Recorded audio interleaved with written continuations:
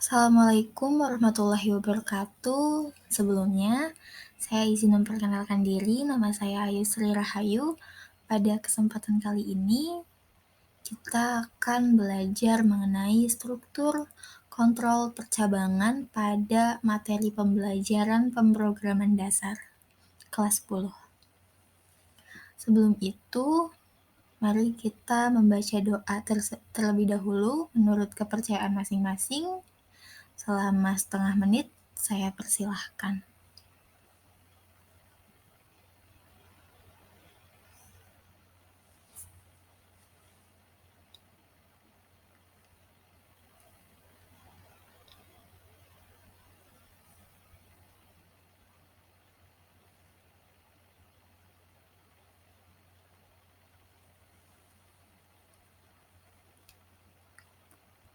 Berdoa selesai.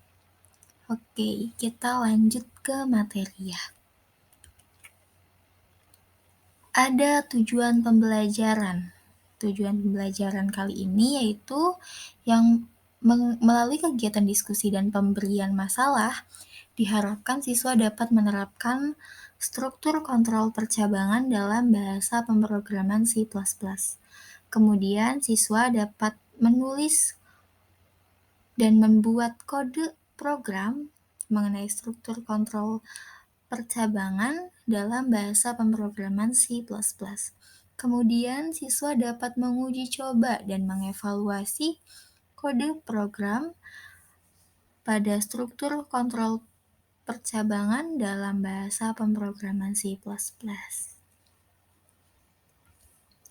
Selanjutnya, sebelum kita masuk ke materi ini, saya ingin mengulas sedikit pemahaman teman-teman terkait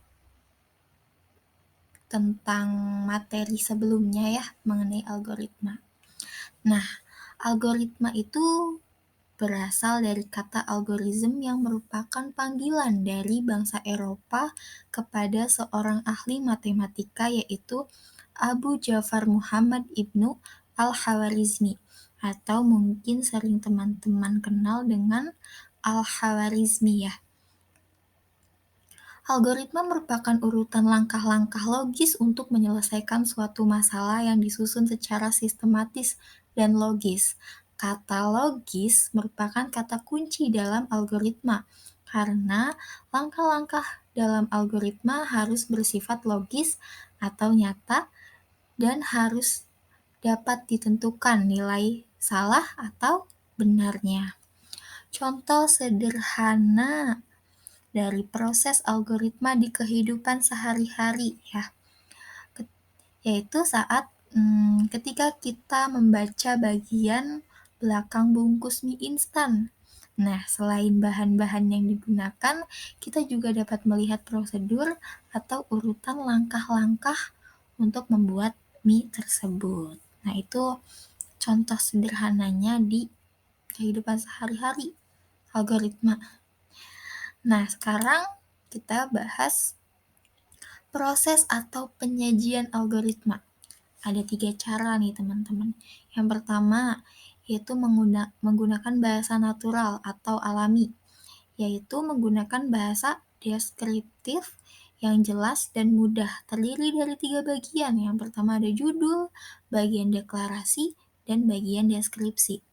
Yang kedua di pseudocode. Nah, pseudocode juga sama, terdiri dari 3 bagian. Yang pertama ada judul, deklarasi, dan deskripsi.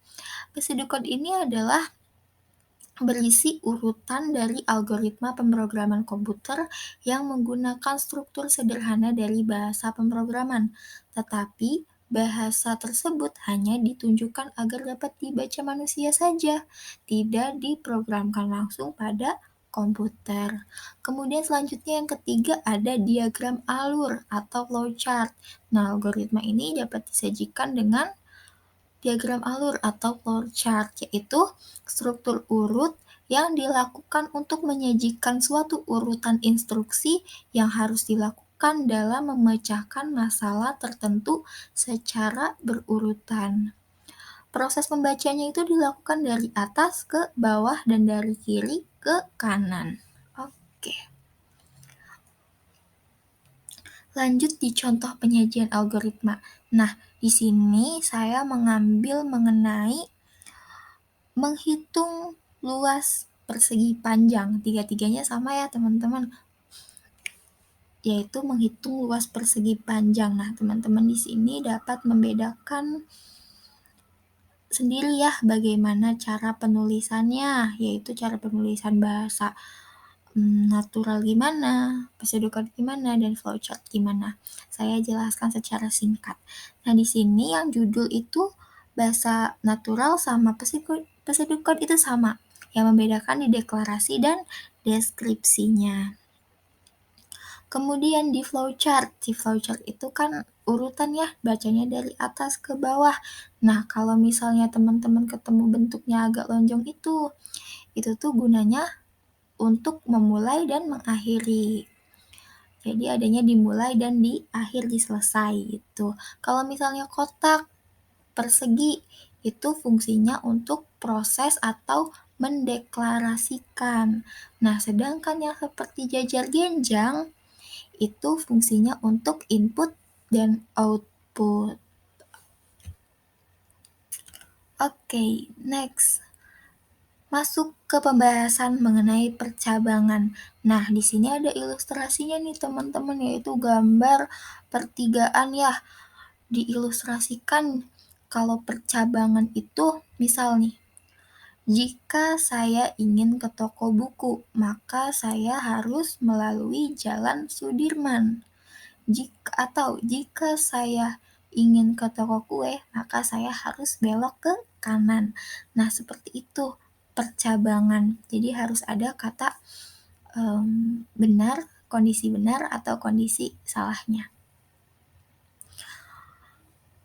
Dalam bahasa C++ terdapat 5 jenis struktur atau blok program yang digunakan untuk mengimplementasikan suatu percabangan. Yang pertama ada percabangan if, yang kedua ada percabangan if-else, yang ketiga ada percabangan if-else-if, yang keempat ada percabangan switch atau case, yang kelima ada percabangan bersarang nested atau if-else, if-else. Oke, mari kita bahas satu persatu. Yang pertama dulu, percabangan if. Percabangan if ini merupakan percabangan yang hanya memiliki satu blok pilihan saat kondisi bernilai benar. Mari kita baca gambar di samping ini ya, flowchart ini. Dari atas ke bawah, dari kiri ke kanan. Bacanya seperti itu ya, teman-teman. Nah, di sini jika total belanja lebih besar atau di atas 100.000, maka akan ditampilkan pesan, "Selamat, Anda dapat hadiah." Akan tetapi, jika total belanjanya di bawah 100.000, maka tidak akan ditampilkan pesan selamat Anda dapat hadiah, tapi langsung menampilkan terima kasih sudah berbelanja. Kita coba lihat contoh kode programnya menggunakan bahasa C++ ya, percabangan if. Nah, ini contoh programnya ya teman-teman. Sebelumnya kita jelaskan dulu kali ya isi dari program ini. Nah, bentuk atau struktur dasar program yang dibuat dengan C++ ini terdiri dari 3 bagian. Yang pertama bagian include. Nah, bagian include ini yang ini yang pagar include IOStream. Nah, itu bagian include. Pada bagian include ini fungsinya yaitu untuk mendefinisikan library atau pustaka atau apa saja yang akan kita gunakan dalam membuat program ini. Nah, pada contoh ini kita menggunakan pustakanya IOStream. Nah, IOStream ini berisi fungsi-fungsi untuk melakukan input dan output. Ada tidak selain IOStream? Ada, tentu saja. Teman-teman mungkin nanti akan mengetahuinya sembari berjalan ya. Selanjutnya di yang kedua ya, bagian yang kedua yaitu bagian namespace. Nah, namespace ini yang keduanya nih ya, barisan kedua. Using namespace std. Bagian namespace ini kita menggunakannya namespace std karena fungsi-fungsi pada IOStream dibungkus dalam namespace std. Kemudian bagian yang ketiga yang paling penting ya, yaitu bagian fungsi.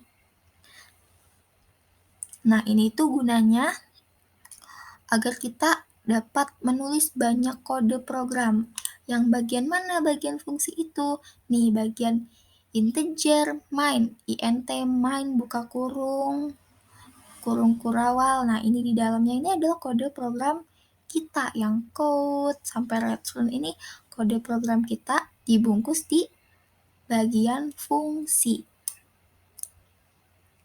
Bagian fungsi ini wajib ada ya teman-teman di setiap program yang akan kita eksekusi. Eksekusi ditampilkan di output ya.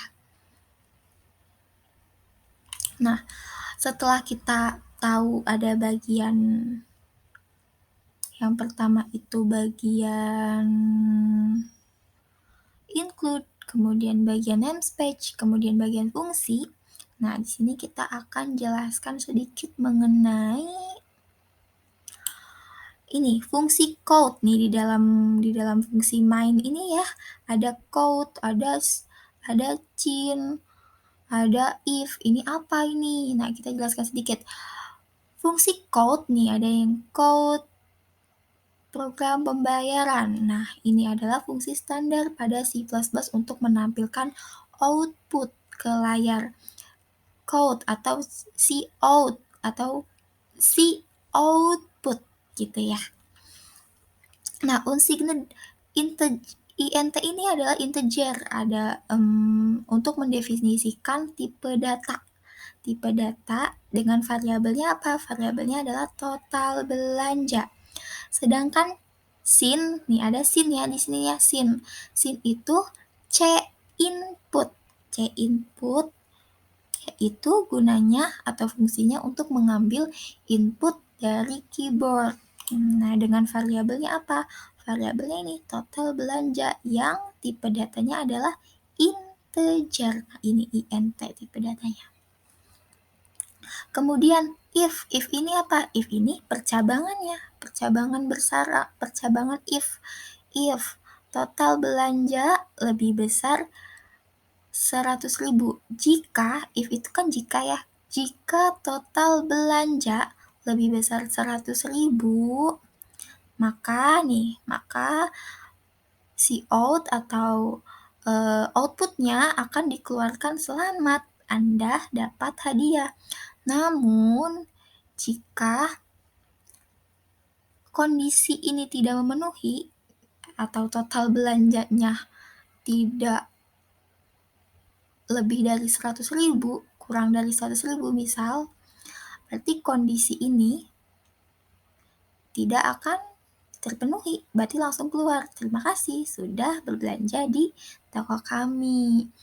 If itu kan jika, kalau enggak terjadi ya, ada kondisi lainnya yang akan terjadi. Nah, ini outputnya ya teman-teman di sini. Masukkan total belanja. Nah, ini kita lihat di output ya. Masukkan total belanja 98.000. Nah, kondisi selamat Anda dapat hadiahnya tidak dikeluarkan. Langsung terima kasih sudah berbelanja di toko kami. Karena total belanjanya kurang dari 100.000. Kondisinya kurang dari tidak lebih besar dari 100.000. Nah, di yang kedua itu ada nih, masukkan total belanja 120.000. 120.000 ini kondisinya masuk ke lebih besar dari 100.000. Maka dikeluarkanlah nih si outputnya, selamat Anda dapat hadiah. Kemudian baru, terima kasih sudah berbelanja di toko kami.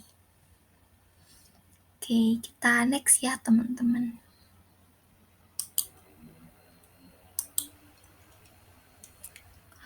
Nah, di sini ada contoh percabangan if.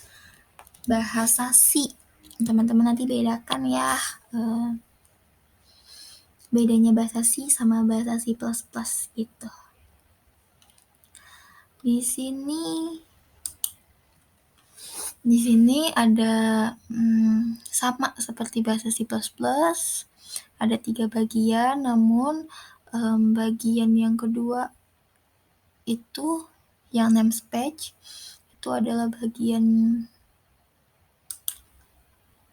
yang boleh tidak ditambahkan. Nah, ini include-nya itu studio.h. .h itu berarti mendefinisikan bahwa ini tuh menggunakan bahasa C.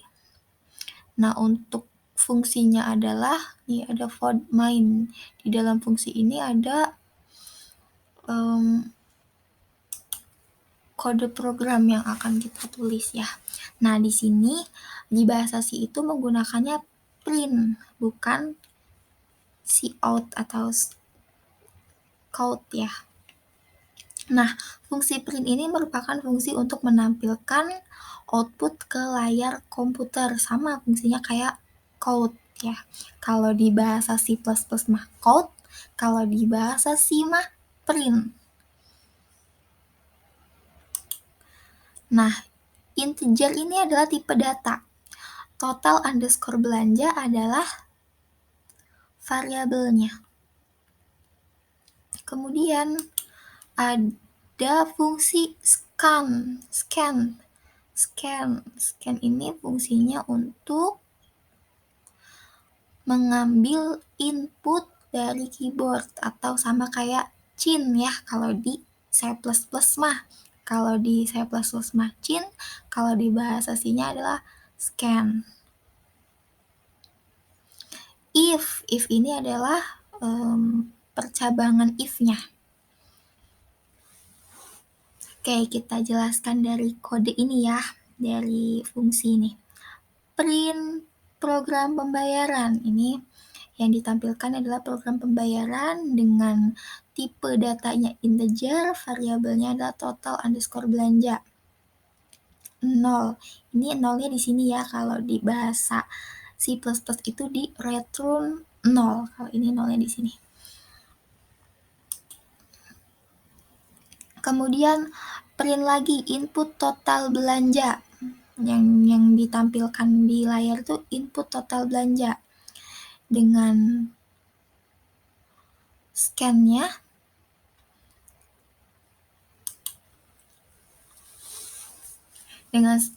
itu menyebutkan variabel total underscore belanja.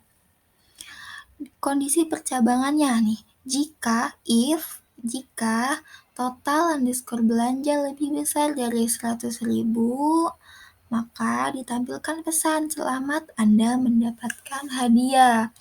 Nah, ini ada garis miring N, ini gunanya untuk ganti baris agar ada baris baru gitu di bawahnya gitu, biar nggak tumpuk-tumpukan. Nah, kalau di bahasa Sima bisa menggunakan garis N, nih garis miring N. Kalau di C++, kita balik lagi ya, ada di ganti baris barunya itu ada di nih panah ping-ping 2 dan END yang ini. Yang terakhir nih END, panah ping 2 END L. Nah, ini itu fungsinya untuk membuat baris baru atau bisa juga di kayak yang tadi di garis miring N, tapi di dalam tanda kutip.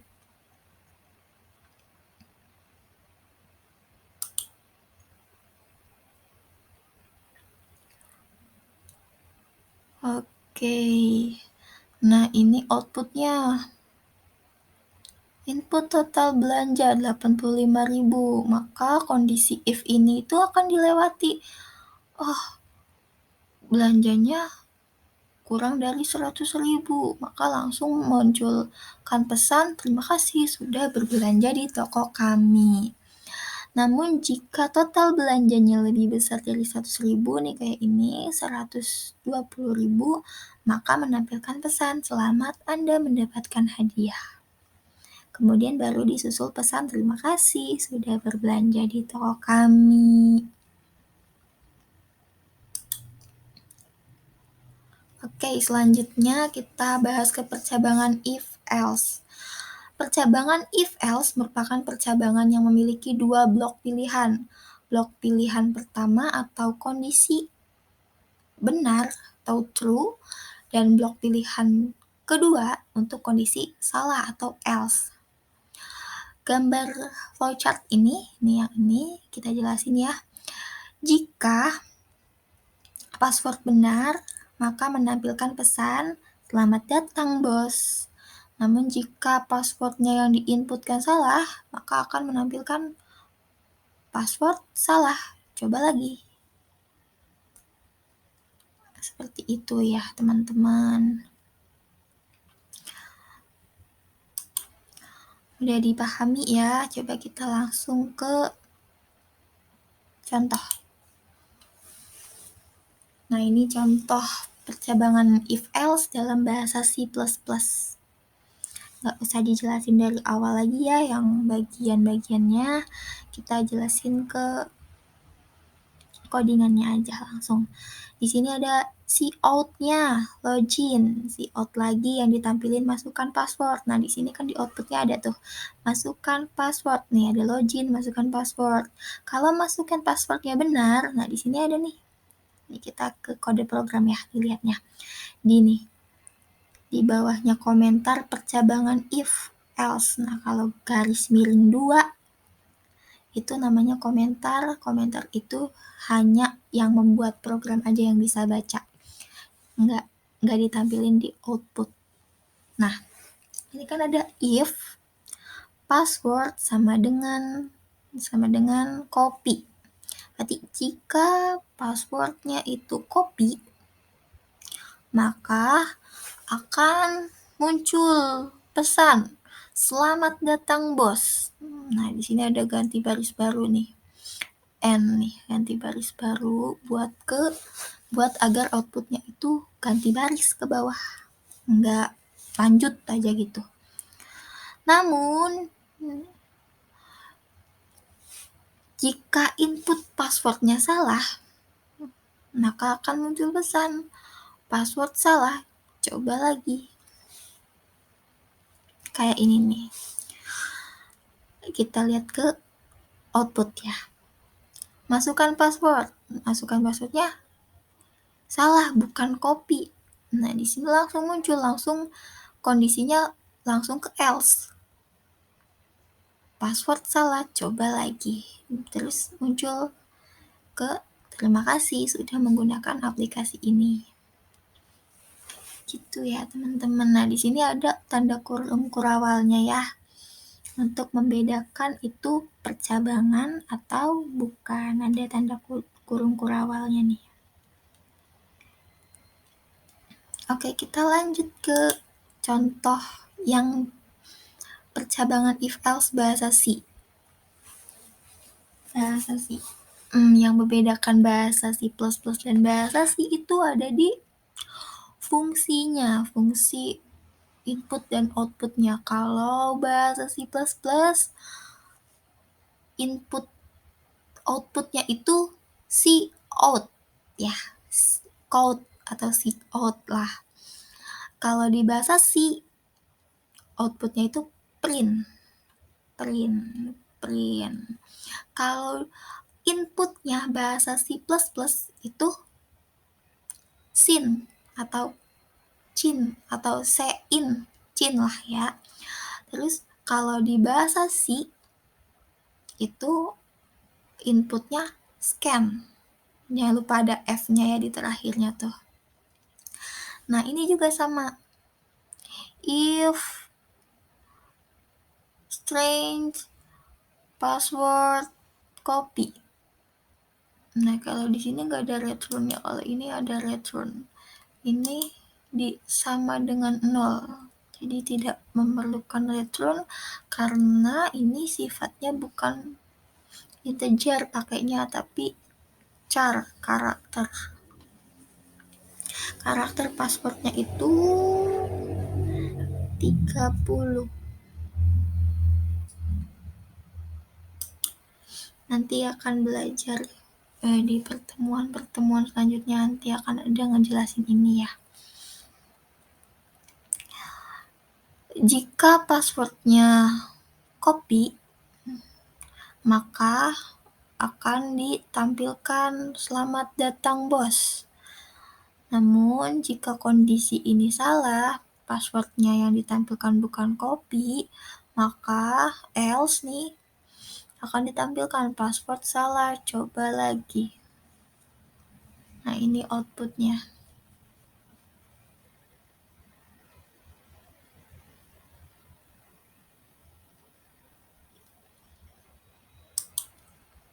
Oke, kita next. Percabangan ketiga ya, if else if. Percabangan if else if merupakan percabangan yang memiliki lebih dari 2 blok pilihan. Nah, coba kita lihat flowchart di samping ini. Mari kita jabarkan ya. Jika, kan ada nilai sama dengan 90. Jika nilainya, lebih besar dari 90, maaf. Jika nilainya lebih besar dari 90, maka kalau iya, kondisinya iya, grade-nya mendapatkan A. Tapi jika nilainya kurang dari 90 atau tidak nih,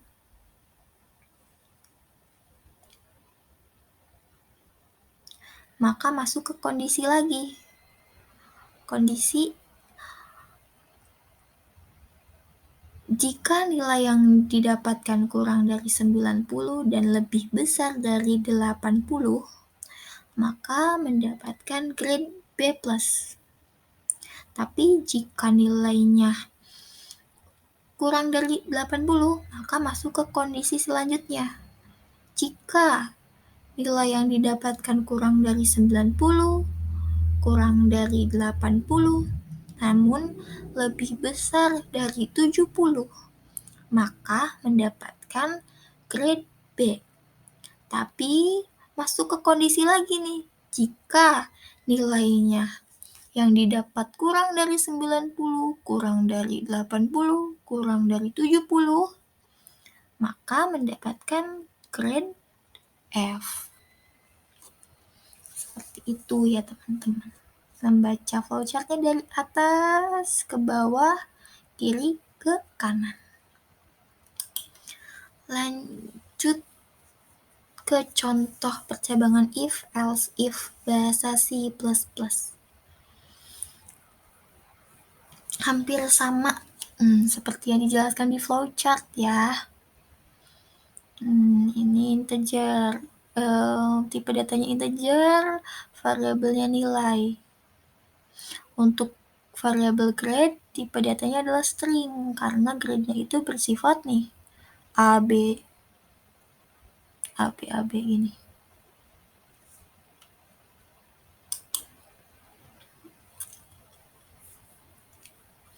Oke, kita jelasin ya nih. Jika nilainya, nih di if ya, coba dilihatnya di kode program yang if.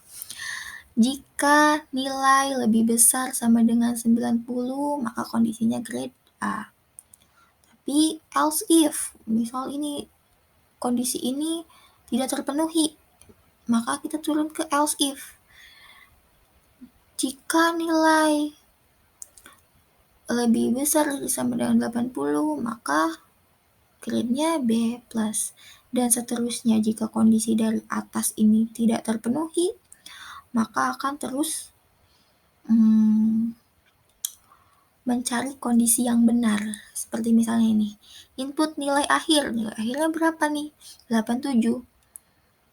87 apakah lebih besar dari sama dengan 90? Tidak. Tapi jika di sini nilai 87 itu lebih besar dari 80, dari sama dengan 80, berarti nilainya B+. Nilai grade Anda B+.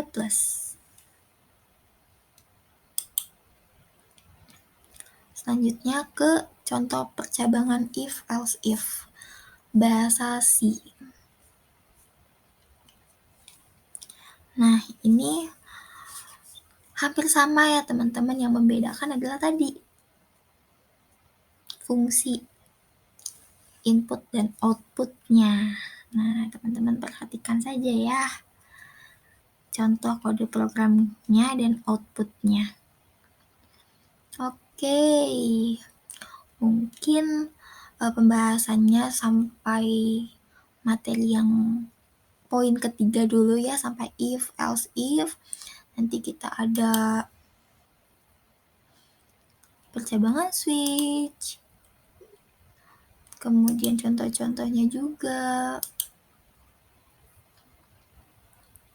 dan ada percabangan bersarang nested atau if else, dan contoh-contohnya juga, tapi akan dibahas pada pertemuan selanjutnya.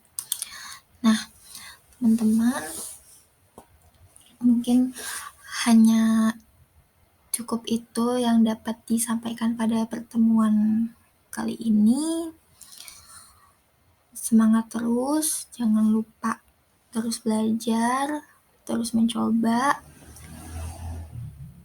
Kemudian ini ada tugas untuk teman-teman agar bisa meningkatkan diri ya, meningkatkan kemampuan agar sedikit lebih maju walaupun di rumah belajarnya, tapi harus ada peningkatan kemajuan gitu. Nah, tugasnya gampang kok, tenang aja. Kita jelaskan tugasnya ya. Nah, di sini tugasnya yaitu yang pertama, teman-teman menulis ulang kode program yang ada di PPT ini ke laptop masing-masing menggunakan aplikasi Dev C++ atau aplikasi lainnya yang mendukung bahasa pemrograman C++ dan C. Jadi teman-teman tidak terpaku hanya menggunakan kode Dev C++. Misal, saya pakainya aplikasi ini. Oh, nggak apa-apa, pakai aja. Tapi kalau misalnya teman-teman pakainya Dev C++, pakai Dev C++. Kalau misalnya belum download dulu di Google, cari download Dev C++ gitu.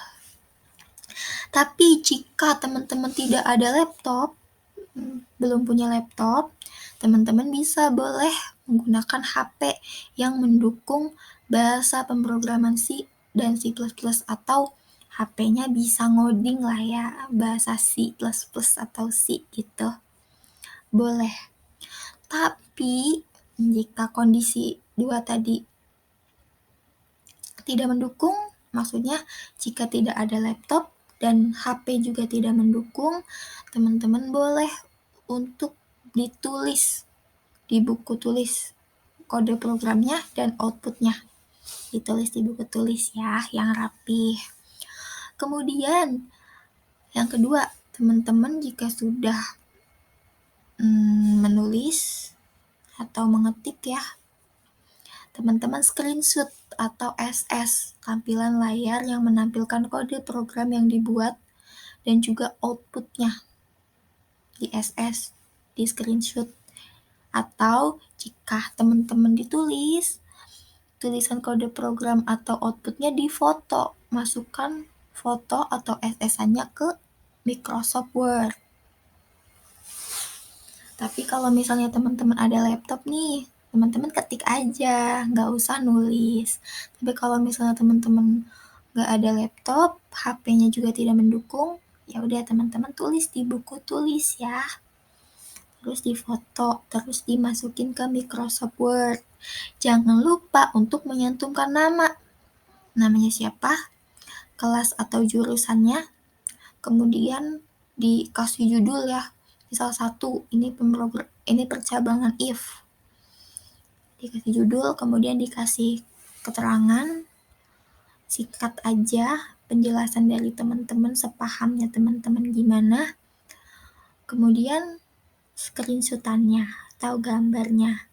Nah, di sini ada contohnya nih teman-teman, kayak gimana buatnya nama, kelas atau jurusan, kemudian 1, percabangan if. Nanti teman-teman bisa mengikuti ini contoh, kemudian teman-teman tinggal lanjutin 2. percabangan if else 3, 4, 5 semuanya ya teman-teman, walaupun tadi ada yang belum dibahas, tadi yang sweet case sama nested itu belum dibahas, tapi teman-teman tetap tulis ulang kode programnya ya, nanti akan dibahas di pertemuan selanjutnya. Tugas dikumpulkan berbentuk Word atau PDF. Maksimal pengumpulannya itu pada tanggal 8 Maret 2022 di Google Classroom. Oke teman-teman, cukup sekian yang dapat saya sampaikan. Semangat terus belajarnya, jangan lupa tugasnya dikerjain. Oke, kita tutup dengan doa. Setengah menit dimulai dari sekarang, dipersilahkan.